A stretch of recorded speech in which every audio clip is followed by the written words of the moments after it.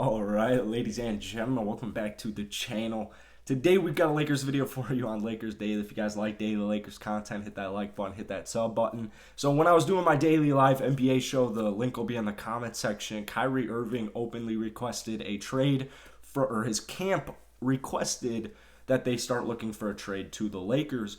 And a couple of days ago, Kyrie Irving essentially he gave I think it was 6 teams where he wouldn't mind being traded to, where he would want to go had he requested a trade. And now that the trade is officially here, the trade request is officially here, I would imagine the Lakers are going to begin trying to figure out a way they can get Russell Westbrook for Kyrie Irving, and the Nets are going to be trying to get any type of package they can try to assemble in a sign and trade.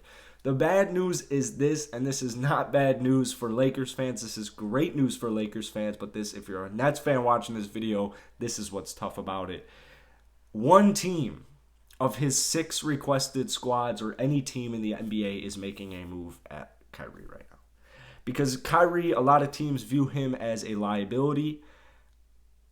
I think he's just a little misunderstood. I think you got to just kind of accept that sometimes he's going to want personal breaks. Sometimes family stuff's going to come up. He's a very family-oriented man, and sometimes it's going to happen. It's just going to happen.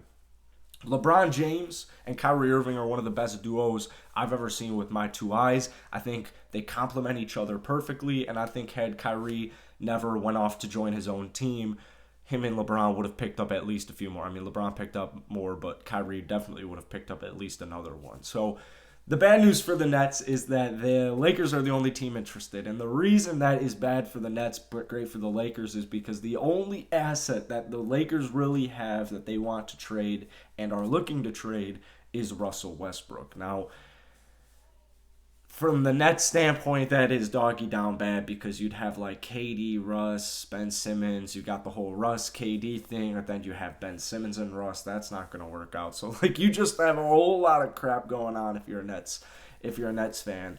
But the thing is this. I think if Rob Pelinka really wants to figure out a way to get Kyrie onto his team, they're going to find a way. I genuinely think if there's a will, there's a way. And Kyrie openly saying, I want to go to the Lakers, or I want to go to these 6 teams, and one of them being the Lakers, it's diminishing his value. Kyrie's value isn't that high because not only do you have to pay him to a long-term contract, but you also kind of have to take those risks. You know, he's got a mind of his own. I think that's one of the reasons I respect him to the degree I do, because of he stands for himself, he stands for his values, he knows his values, and he isn't willing to compromise just to make other people happy. He's here living for himself, he's here living for his family, and he's going to do what he wants to do and what he has to do. So teams view Kyrie Irving as a liability. I think it gives him just kind of this cool